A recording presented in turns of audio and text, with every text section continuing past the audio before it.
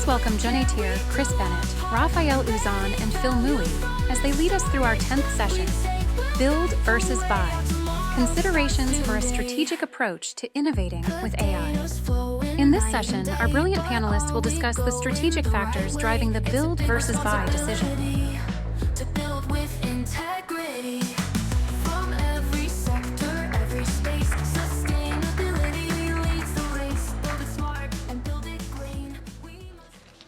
Hi everyone, and welcome to the AI panel Build versus Buy. I think this is where the rubber hits the road.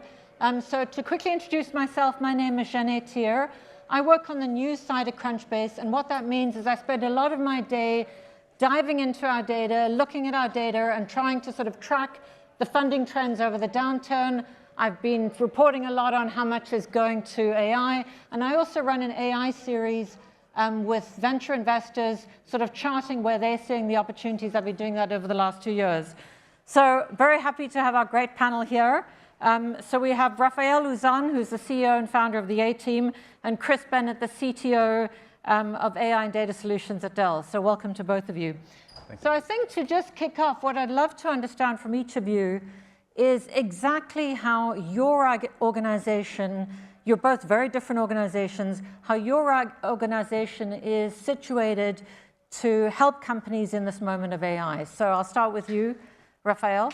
Yeah, so A.Team is an inside-back company. We raised $60 million to build the platform that forms elite tech teams that are focused on product development, capability development, and in particular, it translates into adding AI to existing products or workflows, or creating new products altogether, as we heard about before, that oftentimes AI provides opportunities for value creation that were just absolutely not possible to do before.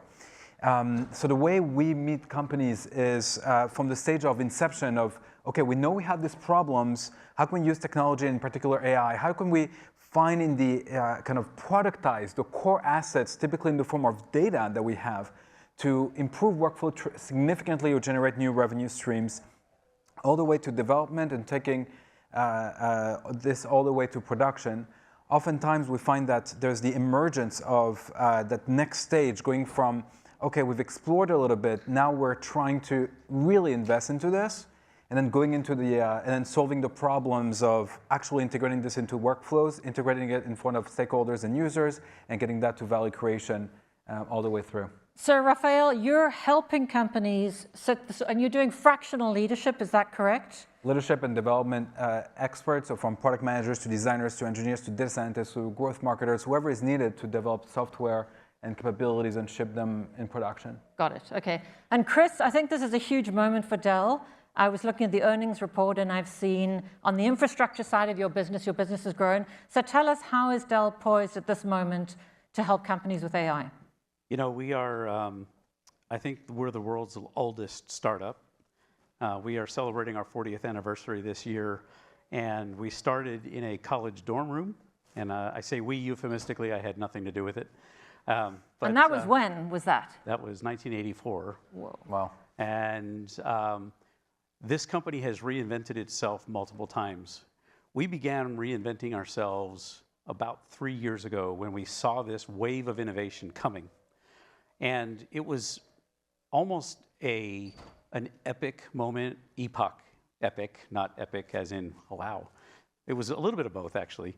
But I think one of the things that we've done is strategically as a company, we've built capabilities between ourselves and our partnerships, from the very smallest companies on earth to the very biggest. And those partnerships have brought us, along with the infrastructure portfolio that we have, to this sort of moment in history where we are, I'll say, somewhat uniquely qualified to deliver solutions from desktops to data centers to edge to cloud and everything that in between. And you know, I've actually spoken to someone who said, well, that was kind of accidental. You guys were very lucky. And I said, well, was it though? I think that there's a lot of strategy behind everything we do, including what we're doing, again, reinventing ourselves within the next several years to become this company that is fully AI-enabled in everything we do. Got it, okay. And welcome, Phil. It's great to have you here from You're the head of product and architecture at Salesforce. So the first question is just, how is your company, these are three very different companies on the stage, how is Salesforce positioned to help its customers in this moment of AI? Right now, what is Salesforce doing? Yeah, so hello, Gené. Hello, welcome. Pronounced that properly this time. Many of you, if you follow Salesforce, has heard from our CEO, Mark, that we almost wanted to rename the company to Agentforce, right? So in some way, it is very apt for this particular moment in time. SaaS as a model has been around since the 1990s. And it is almost time with the rise of agents and AI and things like that. It's a moment in time to reflect on the overall user experience rather than points and clicks. How do we actually use AI to actually reimagine the whole user experience? And so when we think about Agentforce as an overall product category, we are trying to reimagine how we improve the overall user experience across every vertical, every product, every cloud that we have, and use it as a way to push forward not only for our customers, but as a category as a whole. How do we reinvent ourselves?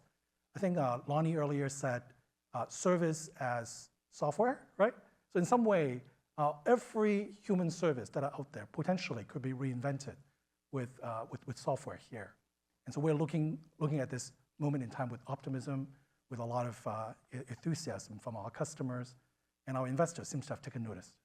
Got it, okay. And so I just want to focus on Salesforce for a little bit. You are the SaaS company of the last era, and now you're having to reinvent yourselves for the next era. And Agentforce is a brilliant name. It's an amazing name. But agentic AI has been here around for about 6 months, I think, in the conversation. So what does Agentforce actually do? How does it help? What does it do to help customers? Yeah, at a high level, Agentforce relies on, if you see one of our fan slides, and we have friends here who have seen it, Agentforce is built on top of all 25 years of what Salesforce has done. So the very bottom layer, it is built on all the Salesforce platforms that I think many of you have used. It's built on all the acquisitions such as MuleSoft, Tableau, and others. It's also built on all the Customer 360 apps that are these vertical apps that we have built for our customers across industries and so on. And Agentforce is really laying on top of that a user experience that brings together all these capabilities and data and agentic actions to allow users to be able to access all of them at the moment when they need to use it, whether it is from a service situation or in terms of sales or marketing and so on. So Agentforce, it is a reimagining of Salesforce in the age of AI, if you could put it that way. Got it. And is there, I know it's only, it was launched or announced at Dreamforce, which was in September just this year, so this is 2 months out. Is there a clear sort of common use case or an area where there are big ahas already, or is this still kind of in process? Sure. So last week we had our Agentforce kickoff event, our sales event, and there was a very powerful moment. And so my wife is a doctor, and many of you know physician friends and family who are in the medical field. So these days, most doctors spend their pajama time at the end of every day in front of a computer because of medical legal reason or because of the amazing software that all of you have written that requires doctors to document their decisions. I can tell you, most doctors don't go to medical school because they want to become a data entry person. Like, nobody does that, right?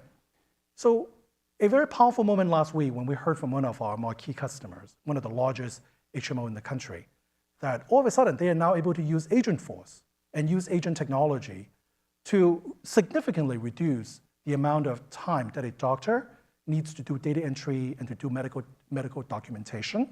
And these are the services that we talked about, service as software, that significantly reduces mundane tasks that software is very, very good at, AI is very, very good at, while at the same time leaving the human, now in combination with software, to focus on what humans can do better, in this case, medical care. And this is really a win-win situation that we are seeing not only in healthcare, but in other verticals. Got it. And where would you stand on the build versus buy choice?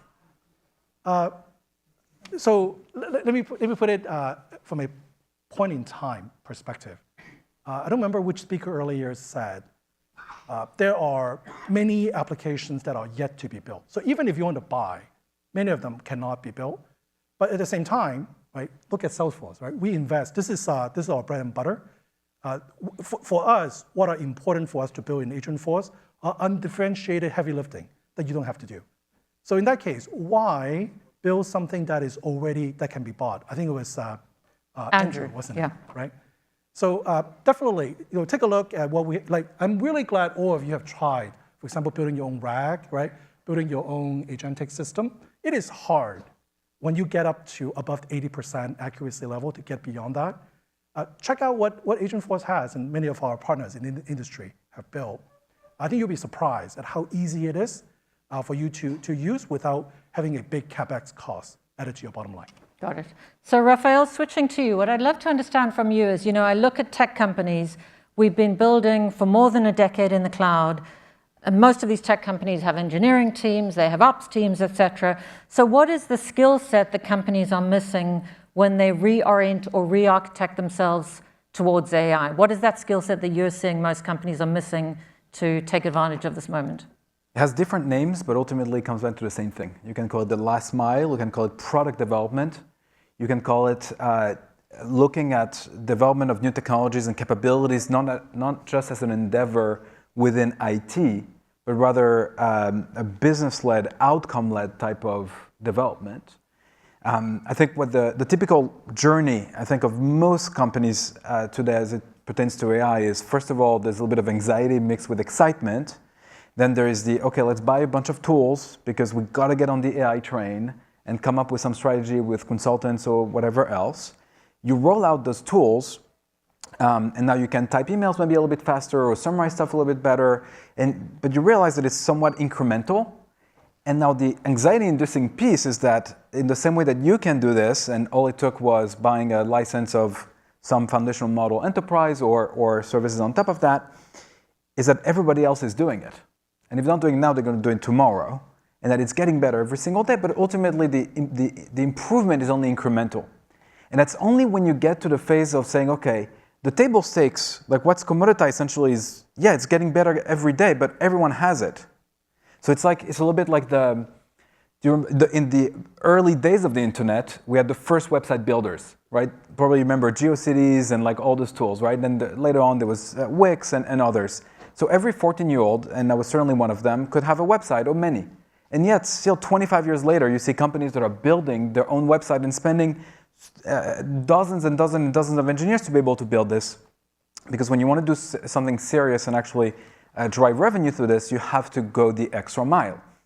So the talent question becomes absolutely critical, where you have to bring the leverage your existing domain expertise, for which there may not be rivals outside the company, with product designers, managers, data scientists, data engineers that can deal with unstructured data, with the engineers that can not just build systems, which is the majority of what companies are used to do over the past few decades outside of the big providers, but to actually go and build product. And that's where we see a lot of our customers basically teaming up, where you see those hybrid teams of domain experts, business leaders, IT leaders, and so on, bringing on the product expertise from other tech giants, from tech startups, that can look at the problems, whether they're internal problems within the workflows or external problem with customers and stakeholders, and say, you know what, we could actually go and build these new revenue streams, basically propelling a company into their future horizons of growth and attempting to do it faster than the tide rising of the commoditized AI abilities. So what you're basically saying is that people go and buy off the shelf, it doesn't really meet, or it doesn't really differentiate themselves, and so really you need to start building. And in order to build, you might have teams which have a certain domain expertise. You need to bring some of those skills in where people have done it before, or have that skill set, and that's really what you're providing. So you're saying companies have to go out there and build. I think companies have to do essentially both. Like there is build, there's buy, and in some way there is assemble, which seems to be essentially with generative AI, we're ushering in an era of Legos, of building blocks, right? It's like we're all becoming builders or have to become builders. The world is moving way faster. I think we realize that. We've never seen any pace of transformation, however long we've been in technology or adjacent, than the one that we've just seen. Of course, we know that. But what is more surprising is if you look at, Andrew was presenting this stack earlier, right? Where you have the semiconductors, the cloud infrastructure, right? And then the agentic workflows. Okay, this stuff, obviously you're not going to build yourself unless you really have to. In the same way you're not assembling your computer to run your website. So you're going to try to buy as much as possible of the commoditized pieces, to your point. But then in the application layer, I would actually break that into more pieces. Then yes, there's the all-encompassing platforms that you can buy, and then their goal is to lock you in as much as possible.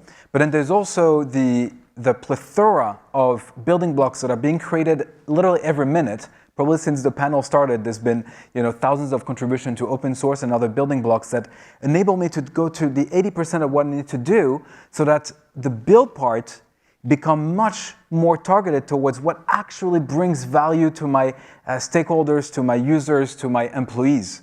And that is my differentiation, that is my moat, and that is what I need to keep iterating on. So to summarize this, basically, if you look at it from a budgetary standpoint, if for the past decade you bought software and you said, okay, I've got 100% of my budget, 80% I spend to pay for the licenses, say if I bought Salesforce, and then 20% will be to build the things that I need on top of Salesforce with Salesforce engineering, that's going to be 20%. I think we're going to see that shift, so that 20% of the building blocks and foundational models that are becoming cheaper by the minute, and the 80% will be actually the features that make a difference for your company. Got it. So Chris, I'd love to hear from you at Dell. So as I said, your infrastructure business has grown 38%, I think quarter over quarter. So you're seeing massive demand. Tell us about your Dell AI factory, I think if that's correct. Yep. You have a partnership with NVIDIA.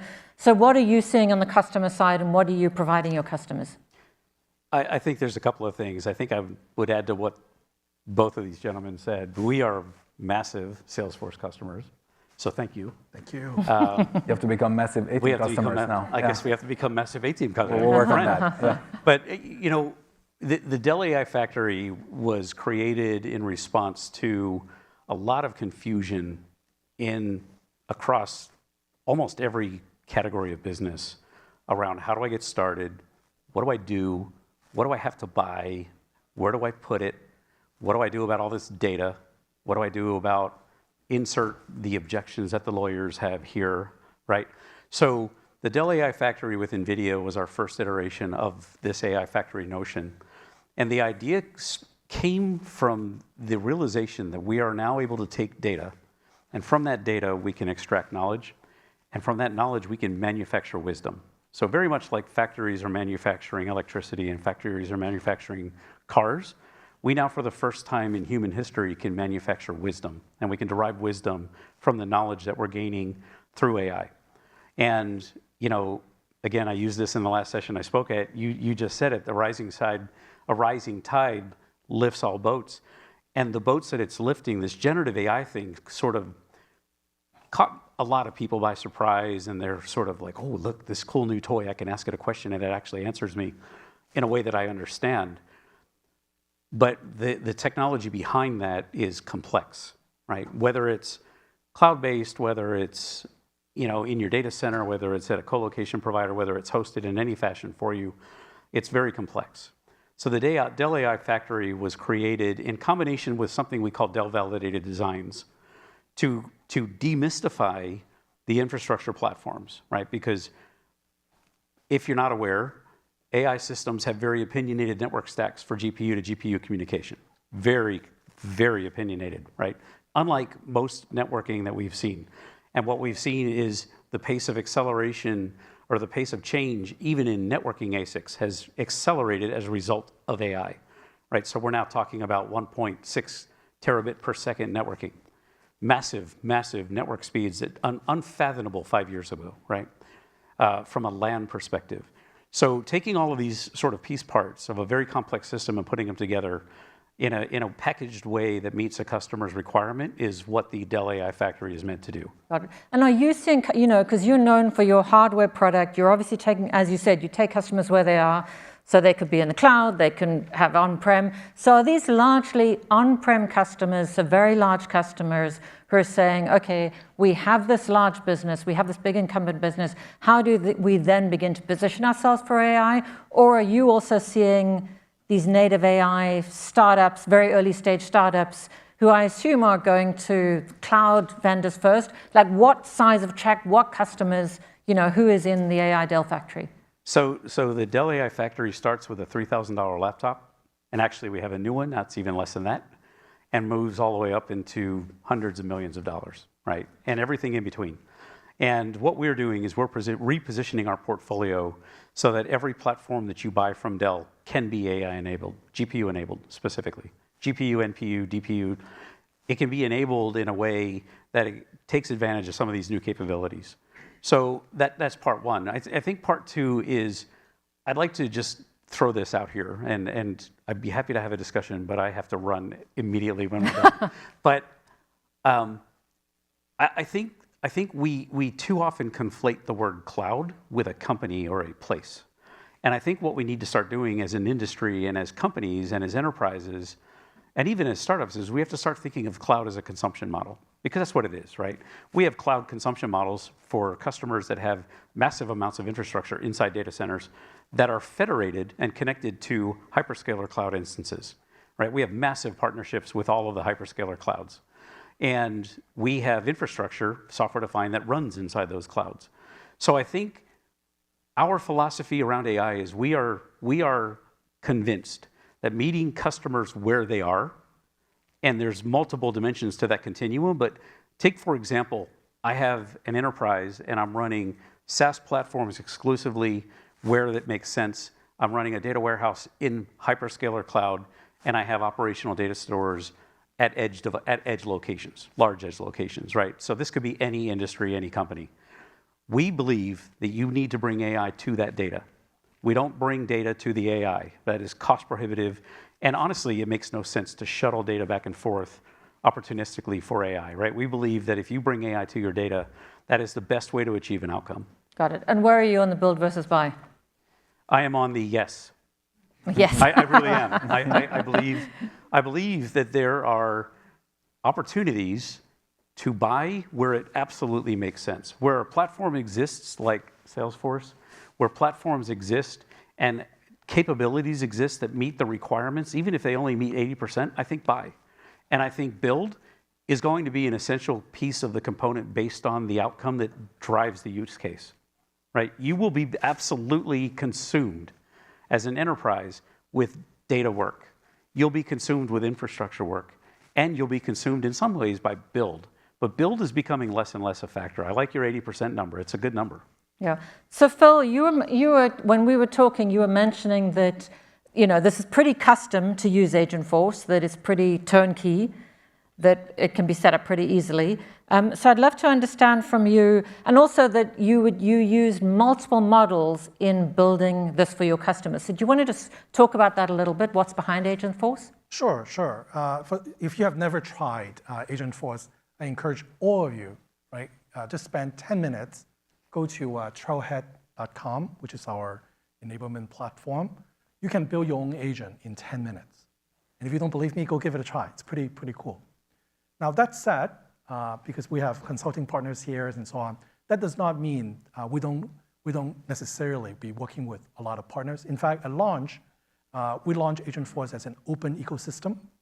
Not only do we have MuleSoft and open API spec that allows agent to consume, we also are exposing a lot of our partner-built agents at launch, right? Launch partners that many of you know about. Now, going to the second question that Gené asked, when we say, Salesforce, we believe not just in any one model, but we believe in the overall outcome. What I mean by that is, when a query comes in, let's say in a service use case, when a user asks a question, we don't think of using one language model, right? We think of it as there may be up to 15 language models. Some does re-ranking, others does response synthesis, others does judge, critique, and so on. And at the end of the day, what we are building is a system 2 reasoner, right? So I don't know how many of you understand the difference between or have heard of System 1 versus System 2 thinking. To us, for enterprise applications, System 1 reasoning is kind of risky. Right? System 1 reasoning is the fight-or-flight responses. And in many ways, if you query a language model, you are kind of in that particular mode of using a language model. And when you use, for example, the Atlas reasoning engine within Agentforce, you are really querying a System 2 reasoner, which is a deliberative, very thoughtful, maybe a little bit slower, but significantly more accurate type of reasoning capability when you use Agentforce. And because we are in a very, so if we think about the world of many swim lanes, right? There are consumer swim lanes and gaming swim lanes. Salesforce and a lot of enterprise customers that we work with is in the narrow swim lane of enterprise. For enterprise, being accurate, being citable, being referenceable is very, very important. And so we deliberately choose to go down the path of a deliberative System 2 reasoning approach to modeling such kind of AI system, because that is the swim lane that we have to win at. And so going back to the earlier point about build versus buy, it is a lot harder for most of you build out a real System 2 reasoner. It's very easy to just throw something on top of a System 1 reasoning.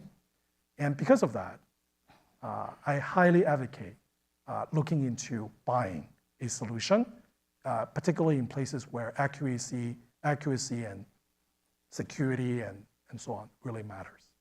Okay, and I saw just on the pricing perspective, it's $2 per conversation. Where does that come from? How does that pricing model play out?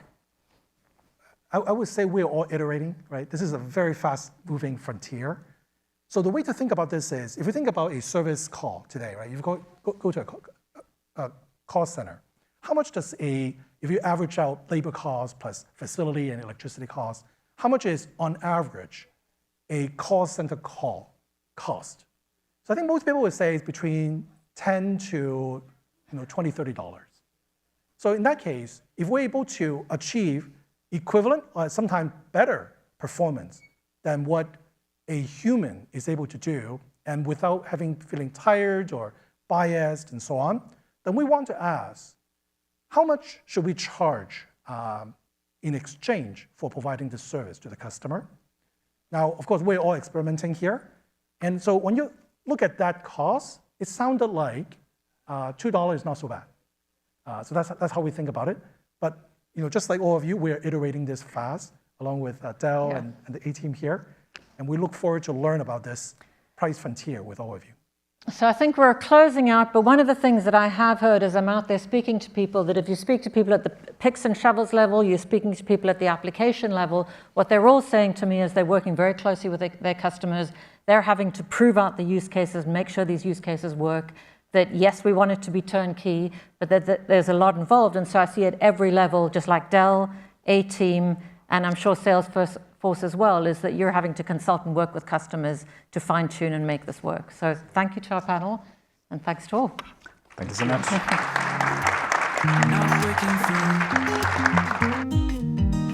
Repetitive work slowed us down. Another great